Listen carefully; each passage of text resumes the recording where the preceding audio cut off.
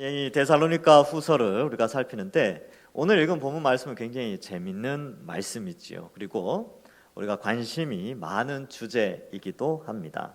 이 데살로니가 교회 성도들도 마찬가지였습니다. 여러분, 이 미래를 알 수 있다면 사람들은 준비를 하겠지요. 그래서 하나님도 이 사도들을 통하여 또 그들의 그런 계시를 기록함으로 말미암아 오고 오는 모든 세대에게 주의 재림을 준비할 수 있도록 많은 기록들을 남겨 놓았습니다. 그래서 오늘 읽은 이 본문 말씀은 우리가 일상생활 속에서는 잘 인식을 못하다가 교회에 와서 또 성경을 읽을 때 그렇지, 주님이 오실 날이 있구나 라는 것을 인식하게 된다는 것이죠. 그런데 데살로니가 교회는 좀 달랐습니다. 이 사람들에게는 이 주의 재림이 아주 그들의 삶 속에 밀접하게 연결되어 있었고, 그들은 곧 주님이 오신다는 그 확신과 믿음으로 굉장하게 열심히 활동하게 된 것이죠. 그래서 뒷부분에 가면 이제 자기 하던 일도 다 내려놓고 주님 오실 날을 준비하면서 막 그렇게 살았던 그러한 교인들이었습니다. 근데 이 잘못된 종말에 대한 지식으로 말미암아 교회가 어지러워지자 사도 바울이 데살로니가 후서를 통하여, 전서를 통하여서도 이 주의 오심과 관련한 종말에 대한 이야기를 했지만 여전히 그들 속에 아직도 제대로 이해하지 못한 부분이 있었기 때문에 이 데살로니가 후서를 통하여서 다시 한번 주의 오심에 관련된 종말을 이야기하게 됩니다.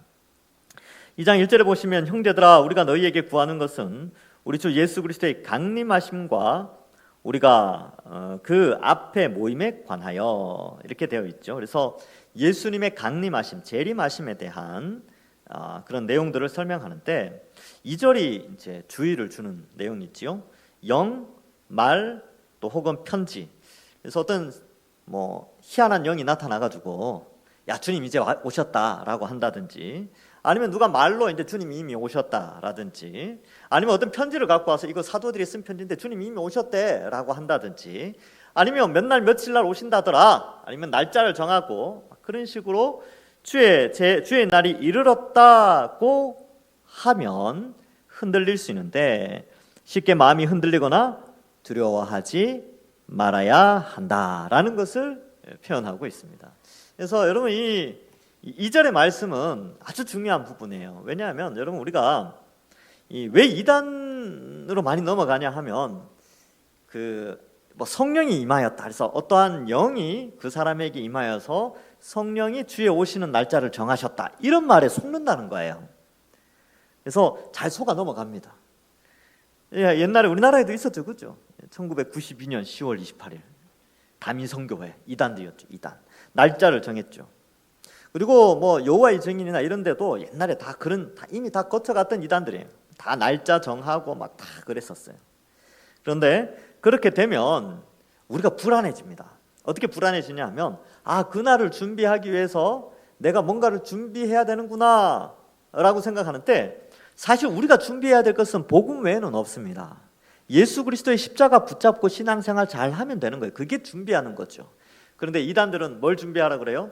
그거 말고, 예수 그리스도의 십자가 말고 우리가 가르쳐주는 다른 거, 그거 준비해야 돼, 이런 식으로 이 구원의 조건을 예수님의 십자가가 아닌 다른 것으로 바꾸어 버리게 되는 것이죠. 그래서 이단들인데 사람들을 두렵게 만들어요. 그래서 이단들의 특징은 두렵게 만드는 거죠. 야, 너 구원 못 받을 수 있어, 예수님의 십자가만으로 구원 못 받을 수 있어, 이런 식으로 이단들이 우리를 유혹한다는 거죠. 여러분, 성자 하나님, 천지 만물을 창조하신 하나님이 이 땅에 오셔서 우리의 죄의 형벌을 대신 받아서 십자가에 죽기까지 엄청난 희생으로, 신이신 그 하나님이 인간을 대신하여 죽기까지 희생을 치렀는데 그거에서 뭐가 더 부족한 게 있겠습니까? 부족함이 없어요. 예수 그리스도의 십자가 형벌 대속의 그 은혜만으로도 인간은 다 그 예수님을 믿음으로 말미암아 구원받기에 충분합니다. 그래서 그리스도만으로 충분한 기독교가 되는 것이죠. 근데 이단들은 예수님의 십자가로는 부족하다라고 자꾸 우리에게 두려움을 주게 되고 우리를 흔들어 놓는다는 것이지요. 그래서 그러한 것에 흔들리지 말라는 거죠. 여기에서는 이제 주의 날이 이르렀다 이렇게 하면서 사람들을 두려움에 흔들리게 만드는 것이죠. 근데 여러분, 주님 오실 날은 아무도 몰라요. 마태복음 24장 36절에 그러나 그 날과 그때는 아무도 모르나니 하늘의 천사들도 아들도 모르고 오직 아버지만 아시느니라 라고 예수님이 말씀하셨습니다. 그만큼 언제 어떻게 오실지 몰라요. 근데 뭐 영으로 받았다, 아니면 말로 들었다, 뭐 이렇게 환상 가운데 뭐 이렇게 봤다, 이런 것으로 그 이단들이 많이 유혹을 하는데 흔들리면 안 돼요. 흔들리시면 안 됩니다. 그리고 뭐 하여튼 그런 것들, 이제 이러한 부분들에 있어서 사도 바울이 흔들리지 말고, 그러면 주님 오시기 전에 어떠한 징조가 있을 것인가, 이런 부분에 대해서 조금의 힌트를 주게 됩니다. 3절에 보면 누가 어떻게 하여도 너희가 미혹되지 말라. 먼저 배교하는 일이 있고 저 불법의 사람 곧 멸망의 아들이 나타나기 전에는 그날이 이르지 아니한다, 이렇게 표현하고 있지요. 여기에 보면 미혹되지 말라라는 게 굉장히 중요합니다. 미혹되지 않으려면요, 속임수에 빠지지 않으려면 진짜를 알면 돼요. 성경의 내용이 무엇인지 바르게 알면 미혹되지 않습니다. 여러분, 이 가짜 금이나 가짜 돈, 위패라고 하죠. 이 가짜 금과 가짜 돈을 구분하기 위해서 훈련하는 게 뭐냐면 진짜 금과 진짜 돈을 연구하는 거예요. 그래서 진짜를 연구하면 가짜가 눈에 들어와요. 그래서 미혹되지 않으려면 이 성경에 있는 말씀을 제대로 바르게 해석하고 이해하면 미혹되지 않습니다. 근데 이 미혹하는 힘이 굉장히 커요. 그 뒤에 이제 설명이 나오는데, 여러분, 미혹 안 되는 게 힘들 정도로 미혹이 굉장히 강합니다. 왜 그런지는 좀 이따 가서 설명을 해드리고요. 어쨌든 미혹되지 말라라고 하고, 배교의 일이 있다라고 되어 있죠. 그러면 여러분, 여기서 질문이 좀 나와야 됩니다. 두 가지 질문이 있는데, 첫 번째는 구원을 받았는데 배교할 수 있는가? 이 질문이 나올 수 있죠. 구원을 받았어요. 구원을 받았는데 배교할 수 있는가? 이 질문이 나오게 되고, 두 번째로는 이 배교는 교회만 하는 것인가? 아니면 세상도 배교 안에 들어가 있는가? 배교에 포함되어져 있는가? 이렇게 질문을 해봐야 되는데, 여기 배교라는 표현이 나오는데 사실은 이 배교라는 게 저는 제대로 된 해석은 아니에요. 이 단어의 뜻은 반역하다라는 뜻인데, 이 반역이라는 뜻이 강합니다. 반역. 그래서 반역하는 일이 있고, 먼저 반역하는 일이 있고 그 다음에 불법의 사람이 등장한다, 이렇게 설명을 하는데, 자, 그러면 여러분들 이제 제가 첫 번째 질문, 구원을 받았는데 배교할 수 있는가? 여러분, 이 성도의 견인이라는 게 있습니다. 이게 뭐냐 하면 이 예수 그리스도를 믿고 믿을 수 있도록 하나님이 우리를 택하여 성령을 부어주세요. 그러면 성령이 우리 속에 오심으로 말미암아 우리가 중생이라는 게 일어나게 됩니다. 중생, 그걸 중생이라고 하고, 중생한 사람은 복음을 들을 때 그 복음의 말씀이 믿어져요. 그리고 믿고 고백하고 회개하며 의인이 되어지죠. 믿음으로 말미암아 의롭게 되어집니다. 그리고 성화의 삶을 살기 시작해요. 그렇게 성화의 삶을 살아갈 때 하나님이 성령을 통하여 우리를 지켜주신다라는 것을 성도의 견인, 즉 끌고 가신다, 이런 뜻이 있어요. 그래서 어디까지 끌고 가냐면 영화에 이르도록 하나님이 성령을 통하여 우리를 끌고 가신다.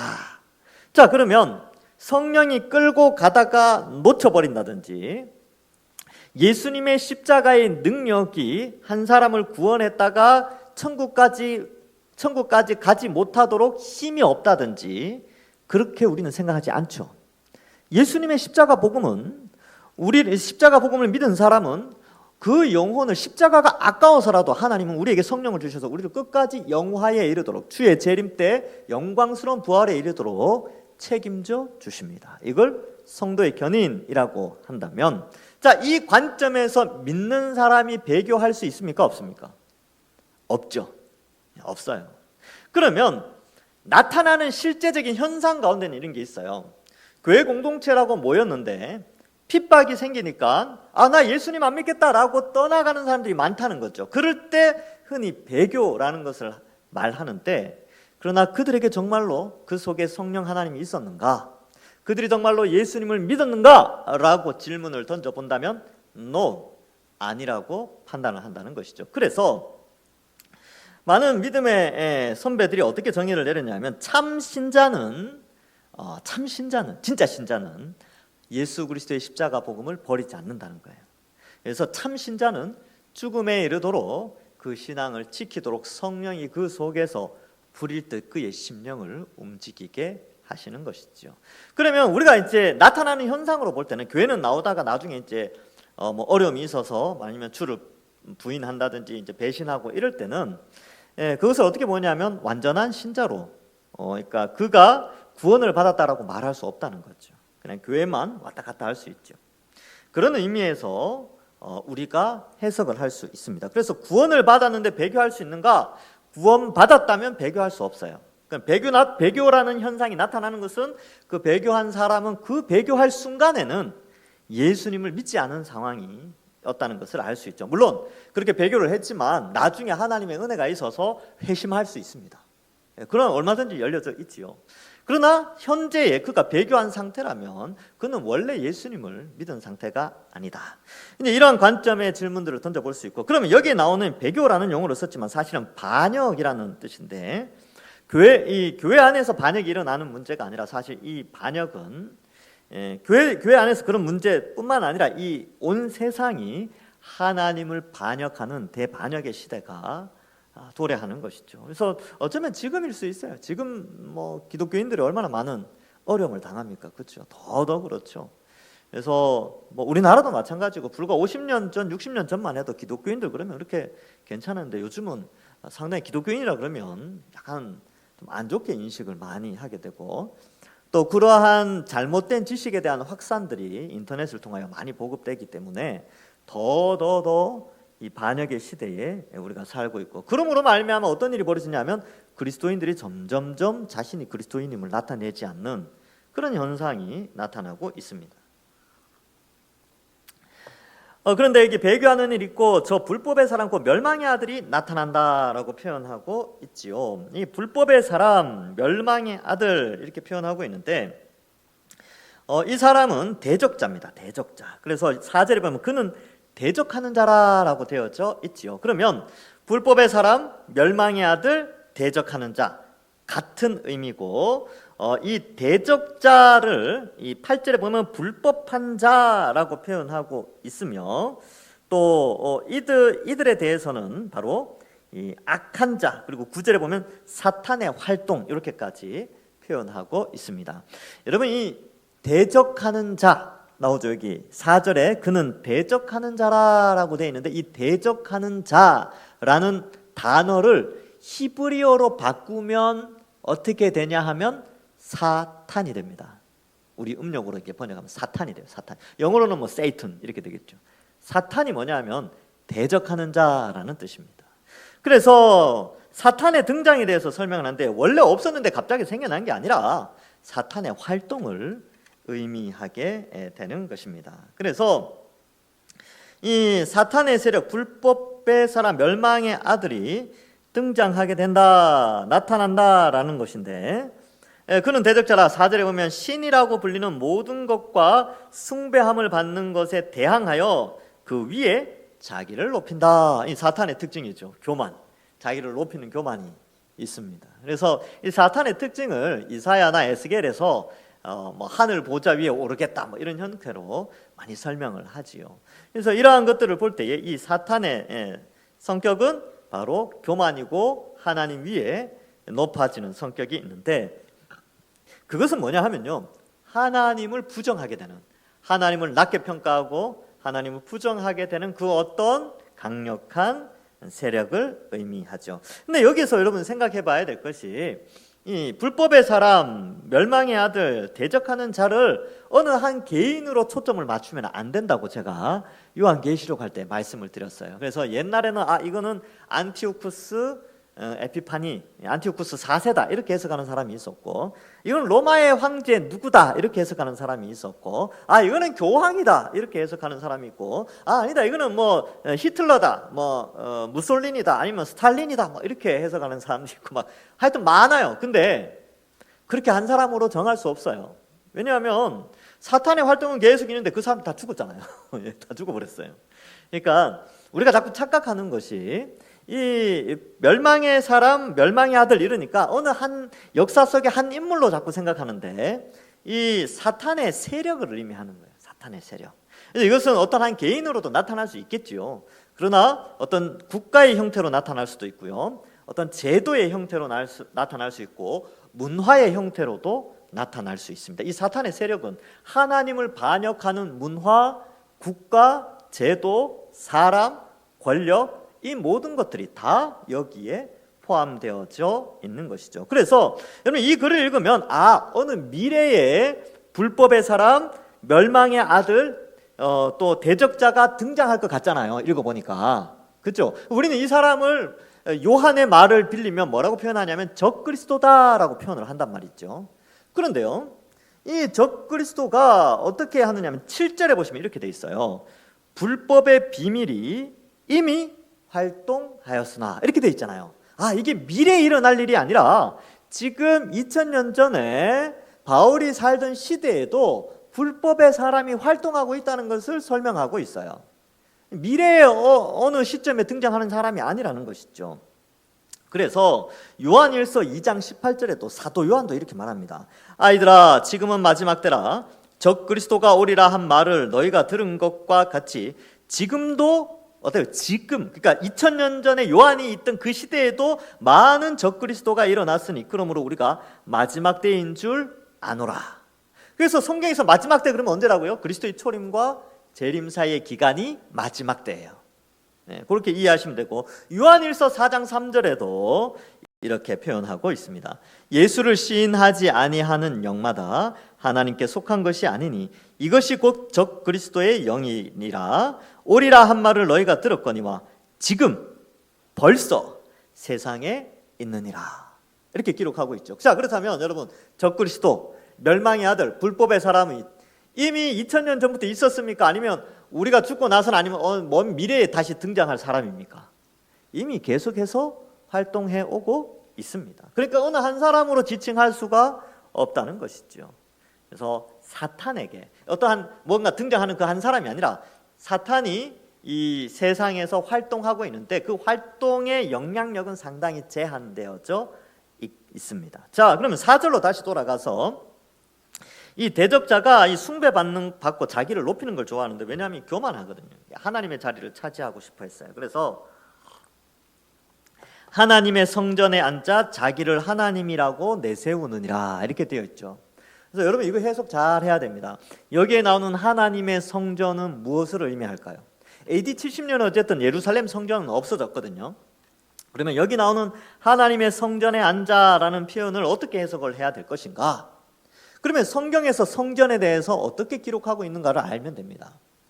구약 성경 때야 당연히 예루살렘 건물 성전이었죠. 근데 AD 70년에 없어졌잖아요. 예수님이 돌 위에 돌 하나도 없어질 것이라고, 다 무너질 것이라고 이야기했고 실제로 AD 70년 티투스 장군에 의해서 성전이 그 전쟁에서, 유대 전쟁에서 다 무너져 없어집니다. 그러면 이것이 미래에 일어날 일이라면 하나님의 성전에 앉아 자기를 하나님이라고 내세우려면 어떻게 해야 되냐면 성전이 있어야 되겠죠. 그러면 우리가 해석을 해야 돼요. 그럼 이 성전이 뭐냐? 건물 성전이냐? 아니면 성경에서 말하는 또 다른 의미의 성전인가?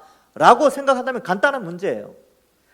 신약 성경에서는 성전을 어떻게 표현합니까? 바로 그리스도를 모퉁이 돌로 한 이방인과 유대인이 서로 연결되어져 하나님의 처소가 되어지고 하나님의 성전으로 지어져 가느니라. 에베소서 2장 22절에 나오는 내용이지요. 그리고 고린도전서 3장 16절에도 보면 우리는 성령이 거하시는 하나님의 성전이다 라고 되어져 있지요. 그렇다면 이 적그리스도, 즉 불법의 사람, 멸망의 아들, 이 대적자가 교회 위에 앉아서 자기를 하나님이라고 내세우며 온갖 거짓 진리로 교회를 미혹한다는 것이죠. 그래서 그 앞에서 뭐라고 되어 있어요? 미혹되지 말라 이렇게 표현하고 있는 겁니다. 이 부분을 그렇게 해석할 수 있어요. 그러면 여러분들 이제 유튜브나 이상한 종말론자들이 이야기하는 것이 뭐냐 하면 지금 예루살렘이 있는데 거기에 성전이 다시 지어진대요. 다시 지어지고 이 불법의 사람이 이제 그때 등장해서 그 예루살렘 성전에서 내가 신이다라고 주장할 사람이 미래에 나타날 거래요. 또 그러니까 그렇게 해석을 해버리면 이 문제, 여기에 이제 이 사도 바울이 원래 의도했던 것과는 전혀 다른, 하나님이 원래 그리스도의 초림과 재림 사이가 마지막 때요. 또 그 가운데 이미 활동하고 이미 이 적그리스도가 활동하고 있다는 사실도 다 무시되어지고 또 이 하나님의 나라가 이미 임하였고 아직 완성되지 않았지만 재림으로 말미암아 완성되어진다는 이 모든 체계까지 다 무너지게 되는 거예요. 그러니까 그러한 이상한 논리에 빠져들면 안 됩니다. 이 부분에서 하나님의 성전, 교회로 우리 믿음의 선배들은 다 그렇게 해석을 해왔어요. 그래서 최근에 이상하게 설명하는 그러한 부류들이 좀 많이 생겼는데 현혹되지 마시고 미혹되지 마시기 바랍니다. 자, 그래서 자기를 하나님이라고 내세우느니라. 내가 너희와 함께 있을 때 이 일을 너희에게 말한 것을 기억하지 못한. 여러 번 이야기했나 봐요. 그죠? 불법의 사람이 있는데 교회 위에 또 하나님 성전 위에서 자꾸 높아지려고 해. 조심해야 돼. 미혹되면 안 돼. 뭐 이런 식으로 이야기를 많이 했다는 것이죠. 자, 그런 의미가 있고 6절과 7절이 또 한번 살펴봐야 되는데 너희는 지금 그로 하여금 그의 때에 나타나게 하려 하여 막는 것이 있는 것을 아나니 불법의 비밀이 이미 활동하고 있으나 지금은 그것을 막는 자가 있어 그 중에서 옮겨질 때까지 하리라. 이 6절과 7절이 굉장히 아주 모호하게 남겨진 성경 구절입니다. 그래서 이걸 정확하게 어떻게 해석할 것인가 이 문제도 굉장히 많고 6절에는 막는 것이라고 했다가 7절에는 막는 어떻게 돼 있어요? 막는 자. 그래서 6절에는 중성으로 표현했다가 7절에는 남성으로 표현하는 이 막는 것 혹은 막는 자가 뭐냐라는 질문이 등장하게 되죠. 누구를 막느냐면 불법의 사람, 멸망의 아들을 막는 자, 막는 것이 있다는 거예요. 그래서 이 부분을 이제 연구를 해보니까 전통적으로 세 가지로 해석을 해왔어요.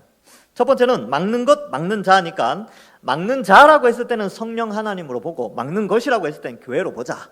그래서 교회가 성령의 능력이 교회를 통하여서 이 세상의 불법한 자, 이 사탄의 세력들을 저항하고 거룩하고 순결하게 빛과 소금의 역할을 해내는 것을 막는 것 혹은 막는 자, 성령의 능력 혹은 교회 이렇게 해석을 하자라는 의견이 하나 있고요.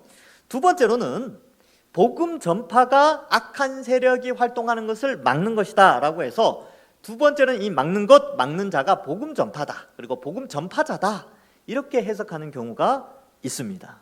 그 다음 세 번째가 이것은 악한 것을 막는 것이니까 사도 바울에게 있어서 물론 로마는 악한 존재였지만 로마라는 어떤 국가의 순기능적인 면에서 국가가 악한 세력을 막는, 그러니까 국가에는 헌법이라는 게 있지 않습니까? 이러한 법 체계 속에서 악이 발현되는 것을 막고 있다라고 해서 이건 국가 체계다 이렇게 해석하는 경우가 있습니다. 그럼 무엇을 선택할까요? 선택할 수 없습니다. 왜냐하면 이것을 선택하기는 어렵지만 이러한 것이 있다는 것을 알고 이렇게도 가능하고 이것도 가능하고 이것도 가능하다 이렇게 하시면 되고 어느 한 것을 선택해 버리면 나머지 두 개를 놓치기가 좀 아쉽기 때문에 그렇고 또 우리 믿음의 선배들도 이게 진짜다 이렇게 주장하는 것이 아니라 이런 의견이 더 합당하지 않겠는가라는 형태로 의견을 제시하는 것이죠. 나중에 예수님 오시면 물어봅시다. 어떻게 해석했는지. 근데 이걸 종합해 보면 그런 것이죠. 어쨌든 사탄의 세력을 억제시키고 있다. 누가? 하나님의 섭리 아래서 사탄이 강력하게 활동하는 것을 억제시키고 있는 시대에 우리가 살고 있는 것이지요. 그래서 새 번역, 표준 새 번역이라는 곳에서는 이 데살로니가 후서 2장 6절과 7절을 이렇게 해석하고 있습니다. 여러분이 아는 대로 그 자가 지금은 억제를 당하고 있지만 그의 때가 오면 나타날 것입니다. 불법의 비밀이 벌써 작동하고 있습니다. 다만 억제하는 분이 물러나실 때까지는 그것을 억제하실 것입니다. 이렇게 표현하고 있습니다. 자, 그래서 이 데살로니가 후서 11장과 11절과 12절에 보면 이렇게 막는 것 가운데 왜 이렇게 막고 있을까? 왜 그러면 당장 멸망시키지 않고 이렇게 사탄의 세력 멸망의 아들을 2000년 전에 멸망시킨 것이 아니라 이렇게 2000년 동안 끌고 왔을까? 질문이 생길 수가 있지요. 그래서 그 질문에 대한 답을 두 가지로 볼 수 있는데 첫 번째 답은 11절과 12절에 나옵니다. 거기 보면 이렇게 돼 있죠. 이러므로 하나님이 미혹의 역사를 그들에게 보내사 거짓 것을 믿게 하심은 진리를 믿지 않고 불의를 좋아하는 모든 자들로 하여금 심판을 받게 하려 하심이라. 그러니까 하나님이 악을 만들어낸 것이 아니라 이미 그냥 자연스럽게 놔두면 그들이 어떻게 되느냐 하면 심판을 받죠. 불의를, 인간은 원래 나면서부터 원죄를 가지고 태어나면서 불의를 좋아하기 때문에 그냥 내어버려 두시게 되는 것입니다. 그런데 이것이 한 부분이지만, 그런데 왜 2000년 동안 이 멸망의 아들을 멸망시키지 않았느냐? 또 다른 이유가 하나 있어요. 바로 오늘 본문에 나오진 않지만 베드로후서 3장 8절과 9절에 보면 이런 말씀이 나옵니다. 사랑하는 자들아, 주께서는 하루가 1000년 같고 1000년이 하루 같다는 한 가지를 잊지 말라. 주의 약속은 어떤 이들이 더디다고 생각하는 것 같이 더딘 것이 아니라 오직 주께서는 너희를 대하여 오래 참으사 아무도 멸망하지 아니하고 다 회개하기에 이르기를 원하시느니라. 그래서 이 재림이 왜 늦어지고 이 사탄의 심판, 불못에 던져지는 최후 심판이 왜 늦어지는가?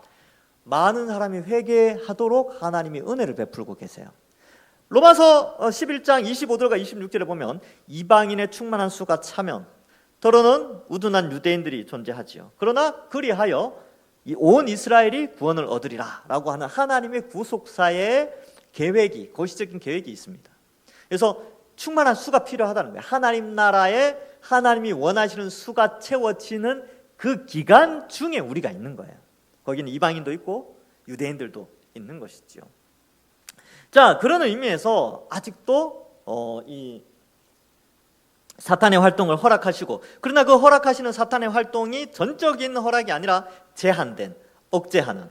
왜 억제합니까? 복음이 온 세상에 전파되어야 되니까. 그래서 억제하게 되는 것이지요. 자, 그런 의미에서 여기에 보면 재밌는 표현이 있어서 이 쉬운 성경에 보면 2장 7절에 이렇게 기록하고 있어요. 이미 악의 세력이 세상 가운데 슬며시 나타나고, 이렇게 표현하고 있어요. 슬며시 나타난다. 있지만 아직은 어떤 힘에 의해 눌려 있습니다. 그를 누르고 있는 힘이 다른 곳으로 옮겨질 때까지 꼼짝 못하고 있다가, 이렇게 표현하고 있어요. 그래서 이 사탄의 세력을 지금 하나님이 억제하고 있다. 그러나 사탄은 활동하고 있어요. 활동은 하고 있지만 억제당하고 크게 하지는 못하죠. 이 장면이 요한계시록에도 비슷한 내용이 나와요. 아주 흡사합니다. 요한계시록 20장 2절과 3절에 보면 용을 잡으니 곧 옓뱀이요 마귀요 사탄이라 잡아서 1000년 동안 결박하여 무저갱에 던져놓고 넣어 잠그고 그 위에 임봉하여 1000년이 차도록 다시는 만국을 미혹하지 못하게 하였는데 그 후에는 반드시 잠깐 노일이라, 이렇게 돼 있죠. 여기 보면, 여기도 이 7절에도 보면 막는 것이 있죠. 그리고 7절에 그 중에 옮겨질 때까지, 이런 표현이 있고, 요한계시록에는 잠깐 노일이라, 잠깐 노이는 순간이 있다는 것이죠. 그리고 8절에도 보면 데살로니가 후서 2장 8절에도 그때 불법한 자가 나타난다. 이게 옮겨질 때까지 막혀 있다가 이게 막은 것이 옮겨지면 나타나는 거죠. 사탄이 움직이게 되는데, 그때 움직이는 것은 이제 최후 심판을 받기 위해서 가둬둬 있다가 이제 그림 언어를 생각해 보세요. 사탄이 활동을 막 하는데 제한된 활동을 하고 있어요. 하나님이 그렇게 딱 가두고 있어요. 여러 가지 뭐 교회든 성령이든 복음 전파든 국가를 통해서 이렇게 딱 이게 막고 있다가 딱 치워요. 왜 치울까요? 요 사탄의 세력을 영원한 불못에 던져 놓으려고 이렇게 막고 있다가 잠시 치우는 거예요. 그리고 이제 얘네들을 불못에 던져 넣는 거죠. 근데 요 잠시 열려진 요 때에 얘네들이 가만히 있는 게 아니라 이제 크게 활동을 하려고 하는 거예요. 그러나 예수님이 재림하심으로 이들을 다 피하시죠. 그래서 8절에 보면 그때 불법한 자가 나타나리니, 이게 그때가 언제냐면 옮겨질 때예요. 옮겨질 때에 7절에 나오는 그 옮겨질 때에 불법한 자가 나타나지만 주 예수께서 그 입의 기운으로 그를 죽이시고 강림하여 나타나심으로 패하시리라, 이렇게 기록하고 있습니다. 그러니까 여러분 이제 생각해보면 그런 거예요. 지금 이 상태로 지금 이제 하나님께서 많은 영혼들을 구원하게 하나님이 원하시는 숫자가, 그리스도인의 숫자가 채워질 때까지 사탄의 세력을 억누르고 있다가 어느 정도 때가 되었을 때 이제 예수님이 오시잖아요. 예수님이 오시면서 그 억누른 것들을 풀고 그 사탄의 세력을 지옥불에 던져넣게 됩니다. 근데 그게 이제 아주 짧은 순간이죠. 근데 이 장면이 요한계시록 20장, 아까 읽었던 그 20장에 동일하게 나타나게 됩니다. 20장 7절에 보면 1000년이 참에, 제가 이제 1000년 이거 이야기할 때 두 가지로 해석할 수 있다 그랬죠. 역사적 전천년설과 무천년설인데, 무천년설, 즉 이 1000년이라는 기간이 그리스도의 초림과 재림 사이의 기간으로 해석한다면 데살로니가 후서 2장에 나오는 내용과 매치가 됩니다. 즉 요한이 말하는 하나님이 요한을 통해서 알려주신 종말의 내용과 하나님이 바울을 통해서 알려주신 종말의 내용이 그래서 일치를 이루기 때문에 이 그리스도의 초림과 재림 사이를 상징적 천년으로 해석을 하게 되는 것이죠. 자, 거기에 보면 이렇게 되어 있습니다. 천년이 참에 사탄이 그 옥에서 놓여 이렇게 되어 있고 9절과 10절에 보면 그들이 지면에 널리 퍼져 성도들의 짐과 살아가는 성을 두루매 이렇게 되어 있죠. 왜? 풀려지니까 이 천년이 차서 그 옥에서 풀려졌는데 이제 걔네들이 막 활동하려고 막 이게 자리 잡고 있다는 거죠. 그런데 어떤 일이 벌어지냐면 성을 두루매 하늘에서 불이 내려와 그들을 태워버리고 또 그들을 미혹하는 마귀가 불과 유황못에 던져지니 거기는 그 짐승과 거짓 선지자도 있어 세세토록 밤낮 괴로움을 받으리라 이렇게 기록하고 있어요. 아주 비슷하죠, 이 내용이랑. 데살로니가 후서 2장과 요한계시록 20장과 굉장히 유사한 이 그리스도의 재림 때의 모습을 나타내고 있습니다. 자, 9절에 보면 그래서 2장 9절입니다. 악한 자의 나타남은 사탄의 활동을 따라 모든 능력과 표적과 거짓 기적과 불의의 모든 속임으로 멸망하는 자들에게 있으리니 진리의 사랑을 받지 아니하여 구원함을 받지 못함이라. 그래서 이 사탄의 활동 요한계시록에도 보면 이 사탄 두 짐승이 등장해서 사람들을 미혹하는데 미혹하는 가장 큰 게 뭐였냐면 눈에 보이는 기적이었어요. 앞에도 말씀드렸죠. 왜 많은 사람들이 미혹이 되어지냐면 눈에 보이는 초자연 현상 때문에 넘어간다는 거예요. 이렇게 성경을 통하여서 신앙을 지키고 성경을 통하여 믿음이 자라고 말씀을 듣고 그 속에서 정말 그 신령한 젖을 사모하면서 이렇게 자라가는 게 아니고 체험이나 신비한 현상을 경험하면서 신앙을 형성하기 시작하면 미혹되어질 확률이 굉장히 높습니다. 그래서 제가 기적을 부정하는 게 아니에요. 우리 성도들이 기도하고 그러면 기적이 일어나죠. 기적 같은 일이 일어난다니까요. 그런데 사탄도 그리스도를 흉내내거든요. 적 그리스도잖아요. 그러면서 기적들을 행하게 되는 것입니다. 그래서 조심해야 돼요. 이걸 분별해야 되는데 분별하려면 말씀을 많이 연구해야 됩니다. 말씀을 많이 알아야 이걸 분별해낼 수가 있어요. 마태복음 7장 21절과 23절에 보면 나더러 주여 주여 하는 자마다 다 천국에 들어갈 것이 아니요 다만 하늘에 계신 내 아버지의 뜻대로 행하는 자라야 들어가리라. 아버지의 뜻을 알아야 돼요. 그날에 많은 사람이 나더러 이르되 주여 주여 우리가 주의 이름으로 선지나 노릇도 하며 주의 이름으로 귀신을 쫓아내며 주의 이름으로 많은 권능을 행하지 아니하였나이까 하리니 그때 내가 그들에게 밝히 말하되 내가 너희를 도무지 알지 못하니 불법을 행하는 자들아 내게서 떠나가라 하리라. 여기도 불법이라는 용어가 나오죠. 즉 이 불법이라는 것은 성경 안에서는 하나님의 말씀에서 벗어나는 것이 불법입니다. 그래서 이러한 것들을 우리가 좀 알 필요가 있는 것이죠. 그러면 여러분 이 오늘날에 사람들을 미혹하는 수많은 것들이 있어요. 눈에 보이는 것으로 다 유혹합니다. 눈에 보이는 것이 기적일 수도 있고요. 눈에 보이는 것이 돈일 수도 있어요. 그런 것들로 사람들을 유혹해서 미혹에 빠지게 합니다. 진리에서 진리의 사랑을 받지 못하게 하는 것이죠. 그러면 교회가 할 일은 뭐겠습니까? 교회가 할 일은 이런 미혹에 있는 사람들, 이 미혹에 빠질 수도 있는 사람들을 교회가 그들을 붙잡아야 돼요. 붙잡고 진리를 가르쳐주고 진리는 이런 것이다. 참된 것은 이런 것이다. 참된 진리 성경 66권의 참된 의미를 밝히 알려주면서 미혹에 빠지지 않고 영혼 구원을 받을 수 있도록 도와줘야 되는 것이 교회의 역할이지요.